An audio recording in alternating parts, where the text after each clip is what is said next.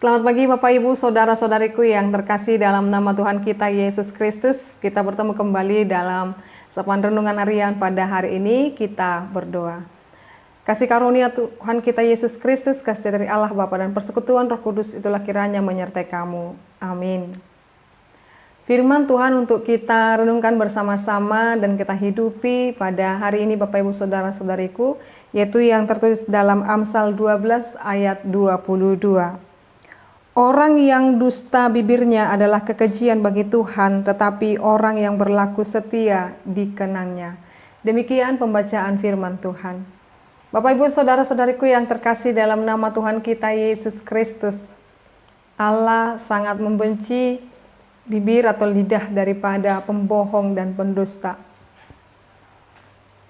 Siapapun kita Bapak Ibu, entah kita punya hubungan atau relasi atau persahabatan atau teman dan lain sebagainya, kalau di dalam hidupnya hari-harinya terus di dalam kebohongan, bahwa kita tidak akan pernah nyaman dengan orang yang seperti itu. Hari ini berkata lain, besok berkata lain. Dia berkata bahwasanya dia akan setia, tetapi nyatanya dia berkhianat. Dia mengatakan aku akan bertobat, tetapi esok harinya tidak juga menunjukkan pertobatan di dalam dirinya. Lalu yang berikutnya, kekejian atau bahkan muakan dalam orang-orang yang melakukan dusta atau kebohongan. Siapa yang mencoba atau bahkan melakukan kebohongan, dia akan melakukan kebohongan yang lain. Karena kebohongan yang satu akan menutupi kebohongan yang lain. Karena sekali orang mencoba untuk berbohong, dia akan menutupi kebohongannya dengan kebohongan yang lain. Itulah mengapa dusta atau kebohongan itu menjadi kekejian dan kejijikan bagi Tuhan.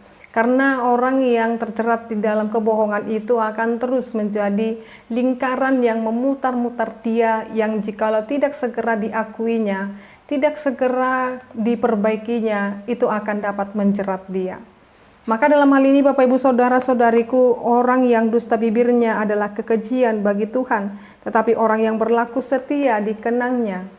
Jadi orang yang berlaku setia ini jauh daripada yang namanya kebohongan.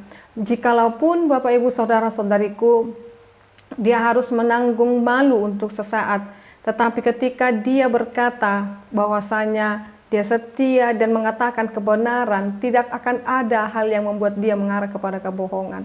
Karena terkadang dunia ini lebih suka bermulut manis daripada mengatakan kebenaran.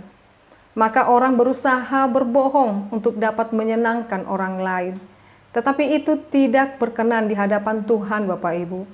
Jadi saat ini Tuhan mau berkata kepada kita, anak-anak Tuhan, mari jalani hidupmu dengan kebenaran dan juga kesetiaan. Jikalau berat menanggung kebenaran dan kesetiaan itu yang harus nantiasa kita nyatakan bahwa kita harus setia kepadanya, sebab Allah berkenan kepada orang yang berlaku setia dan hidup dalam kebenaran. Tetapi jikalaupun kita boleh menyenangkan seorang dengan kebohongan kita, maka ingatlah kita tidak akan pernah mendapatkan ketenangan karena kebohongan yang satu akan menutupi kebohongan yang lain. Mari terus menyatakan kebenaran, menyuarakan kebenaran, entah itu dalam ranah rumah tangga, persaudaraan, kekeluargaan, pelayanan, dan juga hidup di dalam pekerjaan dimanapun kita berada.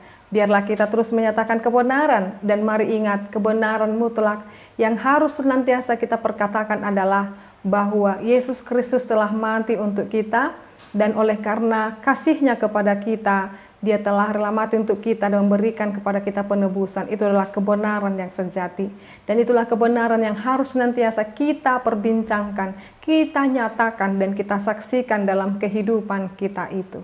Amin. Kita berdoa.